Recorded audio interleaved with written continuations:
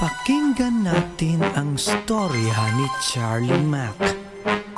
Napahamak siya ng dahil sa kanyang panliligaw. Di niya lang alam na ang tinitirahang compound ng babae, ang lahat ng tao doon ay ayaw sa kanya. Hi! Good evening! Ako po si Charlie Mack. Ako po ay dadalaw lang sa inyong anak. Aray ko po!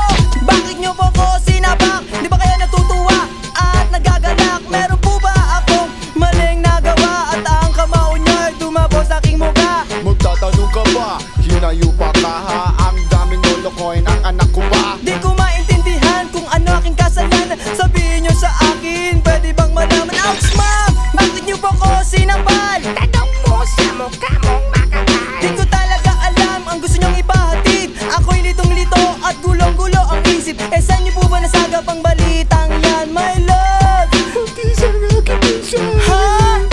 Ikaw ang ama. Ano?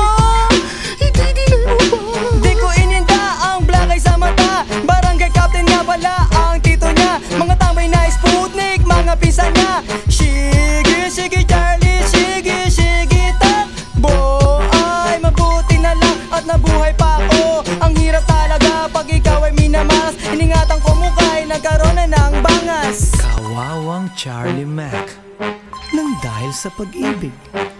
Anyway, ito naman ang storya ni Vendetta. Malakas ang appeal kaya maraming babae ang naloloko sa kanya. Minsang nakipag-date sa isang magandang chika babe. Ginulpi niya ang babae kasi may dahilan daw siya.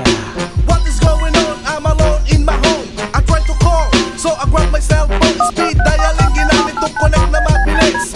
Init ng katawan, di na matiis. Hello, baby. Hello? Punta ka, pwede ka ba? Dahil daw uubra, 3 days na meron pa siya. Isinumpak ko siya, puson ko, sinakta niya. Galit ako, pati aking galit na. Inuntok ko ang ulo, agad ako nakapag-isip. Shoulder sa'yo, shoulder ko para mabawi ang init.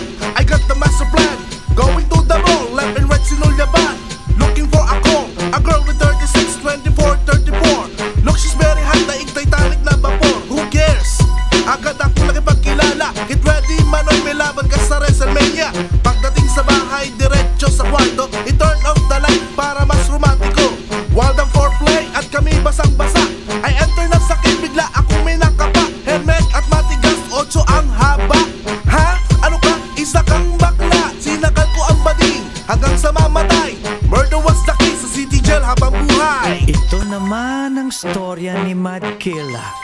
Napakahilig gumimik ng taong ito. Araw-gabi, gabi-araw, umaga-hapon magdamag. Minsan may matinding party siyang napuntahan. Matindi rin ang kanyang kinahantungan.